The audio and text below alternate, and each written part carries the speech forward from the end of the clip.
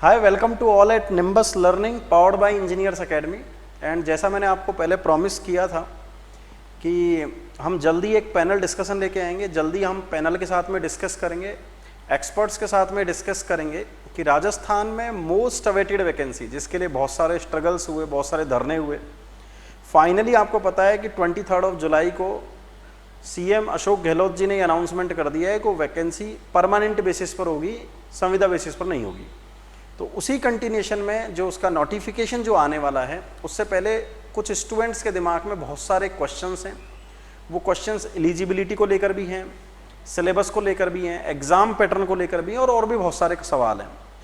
तो कई दिन से हमारे पूरा पैनल इस बात पर लगा हुआ था, पूरी टीम इस बात पर होमवर्क कर रही थी कि एक्चुअली में एग्ज़ाम में सिलेबस आने वाला क्या है। क्योंकि आपको पता है कि इस टाइप का एग्ज़ाम, जिसका कि नाम कंप्यूटर इंस्ट्रक्टर, कंप्यूटर अनुदेशक दिया गया है, ऐसा कोई एग्ज़ाम पहले हुआ भी नहीं है। और क्योंकि ये पहली बार हुआ है तो पहली बार होना है तो कोई रेफरेंस पॉइंट भी नहीं है। लेकिन सिमिलरली कई सारे एग्जामिनेशन स्टेट गवर्नमेंट के हुए हैं, जिनमें कोपा है, इन्फॉर्मेटिक असिस्टेंट है, प्रोग्रामर का एग्ज़ाम है। लेकिन क्योंकि इस टाइप का एग्जैक्ट एग्ज़ाम नहीं हुआ है तो अलग अलग स्टूडेंट के अलग अलग व्यू हैं और अभी तक नोटिफिकेशन भी नहीं आया है। तो पूरी इंजीनियर्स एकेडमी और निम्बस लर्निंग के पैनल ने साथ में बैठ के कुछ सिलेबस डिज़ाइन किया है और सिलेबस में ये ध्यान में रखा गया है कि क्या सिलेबस इस एग्ज़ाम में आ सकता है और क्या इस एग्ज़ाम का पैटर्न हो सकता है। तो आज पूरी इंजीनियर्स एकेडमी की टीम, जो लोग आज फ्री थे, उन सबके साथ में आज मैं आपके पास में अवेलेबल हूँ। मैं इंट्रोडक्शन करवा देता हूँ। मेरे फर्स्ट राइट में जो बैठे हैं Vijay Agarwal sir, you know he is one of the Arnold faculty of Engineers academy and associated around 7 to 8 years बैक। एंड जो स्टूडेंट कभी इंजीनियर्स एकेडमी के गेट के स्टूडेंट रहे हों या टेक्यूब प्रोग्राम के स्टूडेंट रहे हों तो he is very well known face of Engineers academy. आज सर के साथ भी हम डिस्कशन करेंगे। सेकेंड नंबर पर पूर्णिमा मैम है।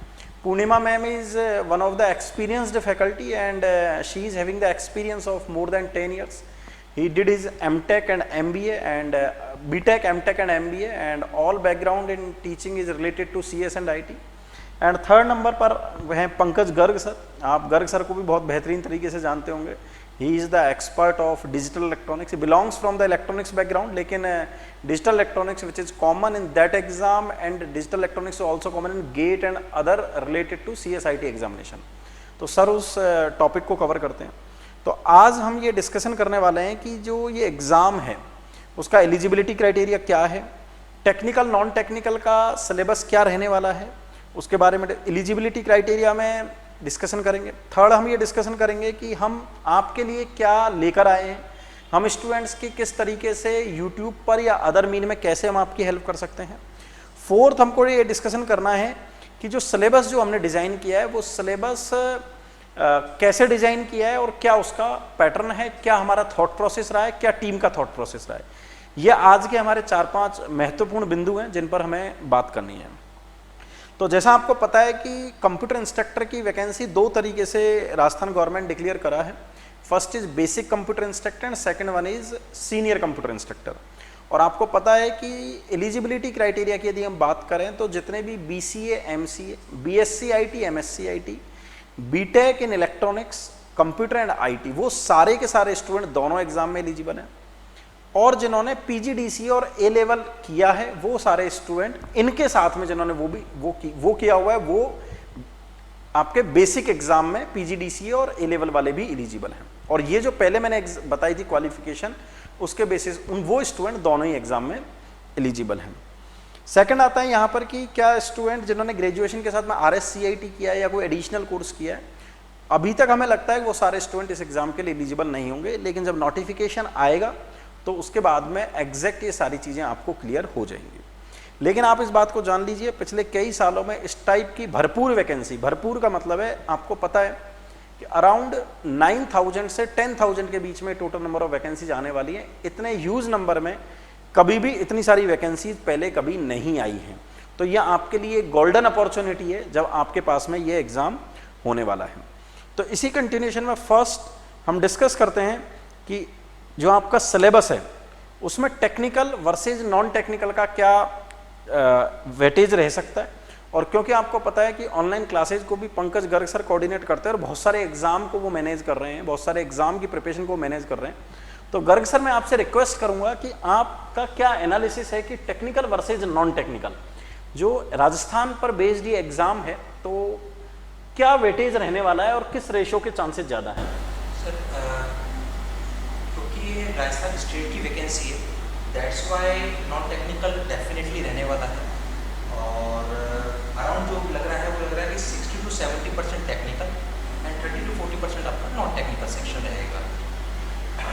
आपका चाहे वो बेसिक इंस्ट्रक्टर वाली पोस्ट हो चाहे सीनियर इंस्ट्रक्टर हो। ओके तो सर जैसा प्रीवियस अदर एग्जाम में 60 से 70 या 70 के आसपास जो रहता है, उसी मेथोडोलॉजी पर सरकार आपका कहना है कि इस एग्जाम में भी चलने वाली है। ओके तो सर जो आपने पूरा सिलेबस डिज़ाइन किया है, तो विजय सर आपने जो पूरा सिलेबस डिज़ाइन किया है, सिलेबस के बारे में थोड़ा सा आप बच्चों को रूबरू कराएं कि ये सिलेबस किस तरीके से डिज़ाइन किया है और क्या डिज़ाइन किया है आपने।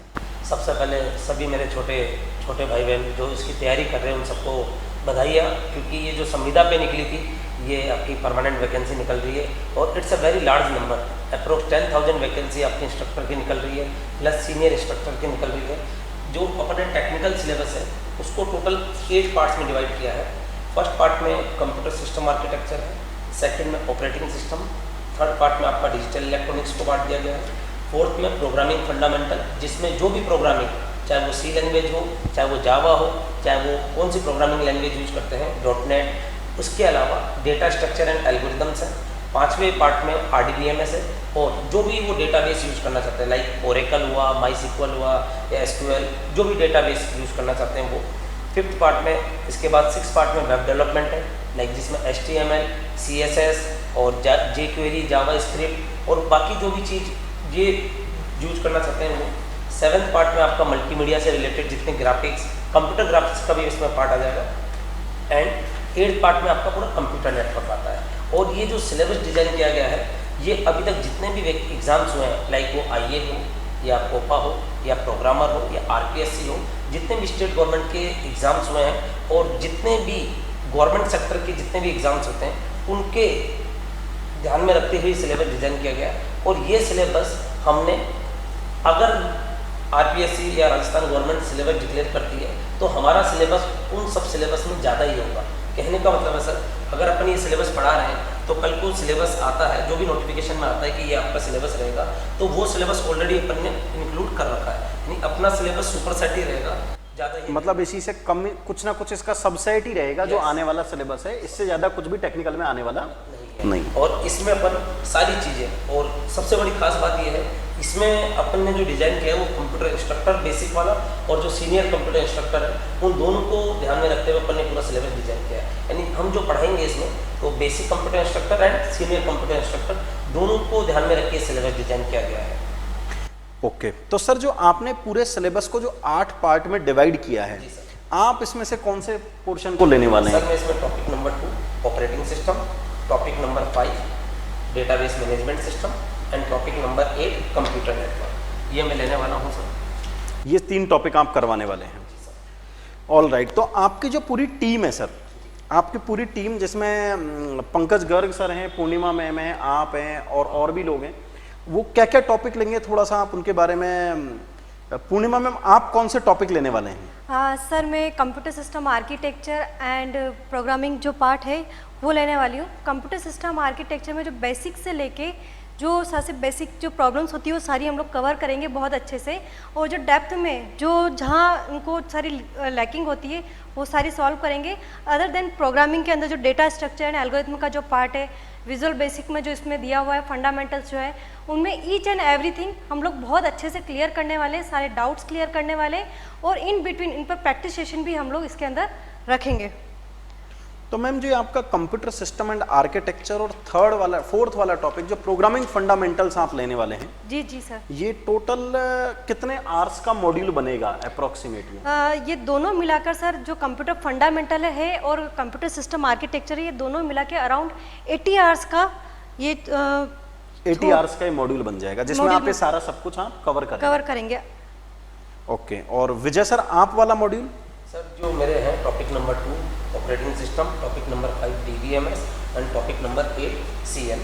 तो इंडिविजुअल की बात करें 40 to 50, बट अगर टोटल बात करें तो ये 150 आवर्स का टोटल ये टेक्निकल मॉड्यूल रहेगा, जिसमें बेसिक से लेके अपन सीनियर कंप्यूटर इंस्ट्रक्टर सारी वैकेंसीज का सिलेबस कवर करेंगे।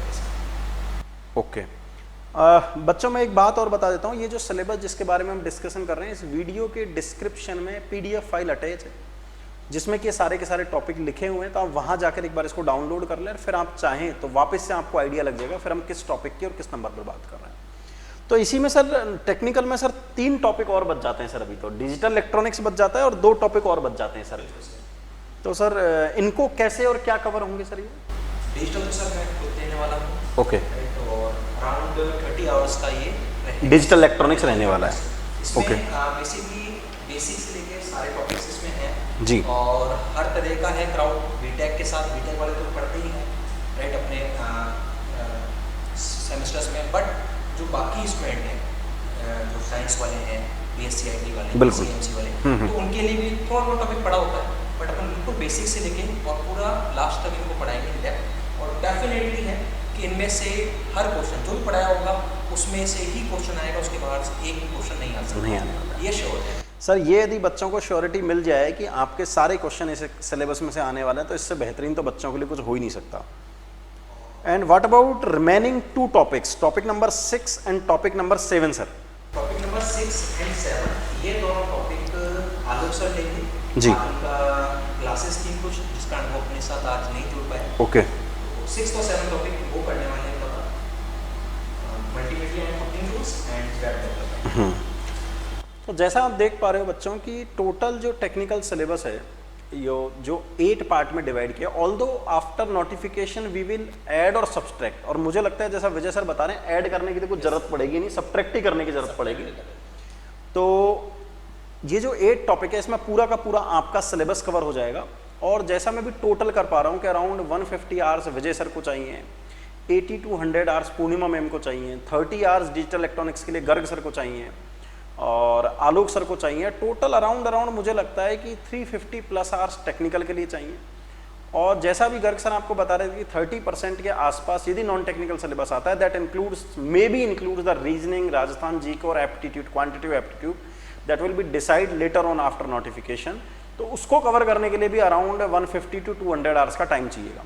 मतलब यदि हम पूरे सिलेबस का एनालिसिस करें तो आप ये देख पाएंगे कि 550 plus hours, may be it will reach to 600 hours आपको लगेगा। और क्योंकि 600 आवर्स का आपके पास टाइम की कमी है, नोटिफिकेशन जब भी आएगा बहुत ही जल्दी एग्जाम हो जाएगा, तो आपको अभी से प्रिपरेशन इस चीज़ के लिए स्टार्ट करनी पड़ेगी ताकि 600 आवर्स के मॉड्यूल को कवर किया जा सके। मतलब हमको उस टाइम पर प्रिपरेशन स्टार्ट नहीं करेंगे, we will wait for the notification then will start the preparation.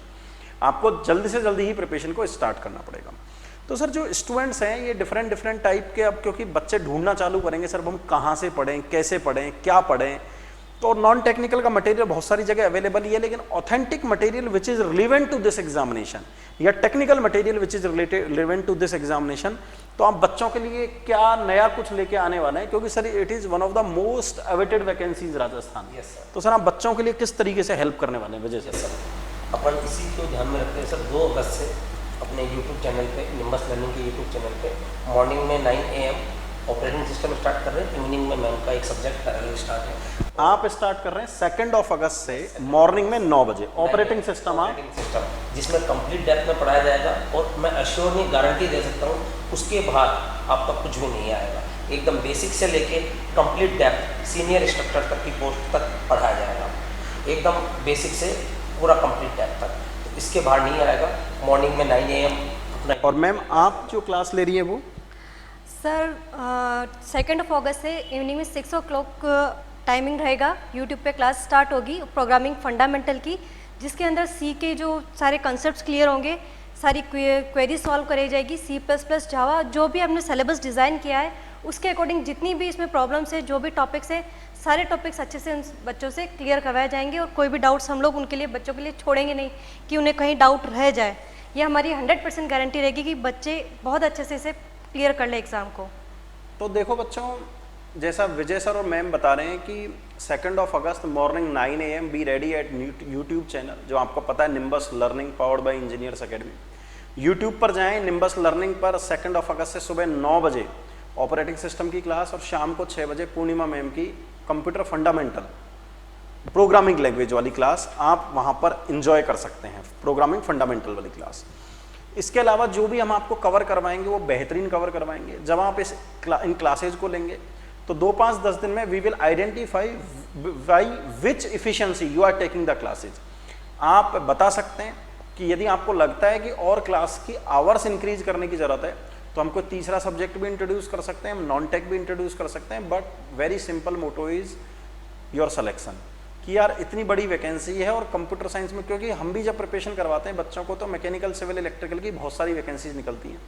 Electronics और कंप्यूटर साइंस आईटी के लिए वैकेंसीज का गवर्नमेंट सेक्टर में बहुत ज़्यादा प्रॉब्लम्स है, बहुत कम वैकेंसीज निकलती हैं, तो ये चांस आपको किसी भी कंडीशन में मिस नहीं करना है।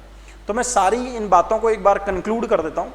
पहली बात, one of the most awaited vacancy, exam crack करना है, इसलिए पूरी टीम सिलेबस लेके आई है। वो सिलेबस आपके इस वीडियो के डिस्क्रिप्शन में पीडीएफ अटैच है।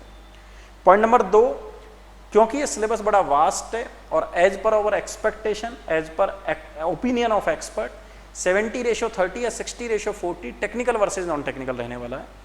और पूरे सिलेबस को कवर करने में अराउंड 550 to 600 आवर्स लगेंगे प्रॉपरली कवर करने में। So don't wait for the notification, जल्दी से जल्दी प्रिपरेशन स्टार्ट करें। इसी के लिए हम 2 अगस्त से आपके लिए फ्री यूट्यूब पर क्लासेस लेके आ रहे हैं। Again I am repeating, morning 9 AM by Vijay sir and 6 PM by Purnima ma'am, जिसमें हम सारे के सारे टॉपिक ये कवर करेंगे। I hope so everything is clear to you, and if you still have any doubt then you can write your doubts और any suggestion in the comment box of this video, ताकि हम उसको देख के और फिर और भी कोई इंप्रूवमेंट की नीड है या और भी किसी चीज़ की आपको नीड है तो हम आपको उसको बेहतरीन से बेहतरीन हम आपको प्रोवाइड करवा सकें। और कोई पॉइंट जो आप बताना चाहें सर? विजय सर या गर्ग सर? मैं कुछ ऐड करना चाहूँगा कि जी सर। हम जो क्लासेस लेंगे जी यूट्यूब पर, जस्ट वो सिर्फ पढ़ाना नहीं होगा जी, वहाँ पर अपन कुछ क्विजेस भी रखेंगे। ओके राइट, कि हर एक टॉपिक के बाद या हर 2 टॉपिक के बाद जी अपन एक क्विज करेंगे ताकि कॉम्पिटिटिव माहौल मिल सके, कॉम्पिटिटिव माहौल, बच्चों को पता लग सके कि हम कहाँ पर स्टैंड कर रहे हैं प्रेजेंट। तो वो क्विजेस हर सब्जेक्ट में कवर होंगे। तो ये एक इंटरेस्टिंग फैक्ट रहेगा स्टूडेंट के साथ कि आपको पढ़ने के साथ साथ प्रैक्टिस। तो ये एक और ही बेहतरीन न्यूज़ है कि आप कॉम्पिटिटिव माहौल मिल सके, इसलिए सर कह रहे हैं कि टॉपिक में हम या 2 टॉपिक के बाद में हम आपके साथ में क्विज भी ऐड करेंगे ताकि आपको और भी कॉम्पिटिटिव माहौल मिल सके। All right, again wish you all the best wishes and good luck to everyone. अच्छे से प्रिपरेशन करें, मेहनत करें, सिलेक्शन हो ताकि आपका और आपके परिवार का नाम रोशन हो सके।